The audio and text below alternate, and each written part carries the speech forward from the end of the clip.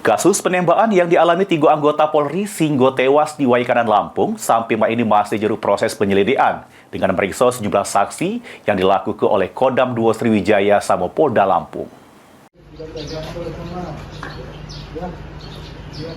Pangdam 2 Sriwijaya Maijen TNI Ujang Darwis nyebut amun kasus penembakan terhadap anggota Polri di Waikanan, Lampung masih jeruk proses investigasi bersama Polri, sehingga ini Kodam masih menunggu laporan.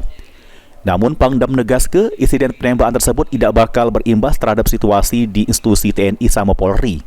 Pihaknya sudah berkoordinasi dengan Polda Lampung guna nuntaskan masalah tersebut. Izin Pak Pangdam terkait dengan penembakan itu boleh tak minta komentarnya sedikit? Langsung investigasi bersama. Ya, Oke, Pak. Jalan nanti hasilnya. Ya. Sudah ada, apa? ini belum Pak, sudah ada hasil. Hasilnya lagi di nunggu laporan. Pak, sejauh ini sudah ada koordinasi Pak kita dengan kepolisian Pak? Sudah. Apa Pak dalam dengan Kapolda Lampung sedang. ada himbauan kita kepada pihak kepolisian Pak? Himbauan gimana? Kepada pihak kepolisian agar tidak ada pecah belah gara-gara kejadian Sudah ini Pak? berjalan.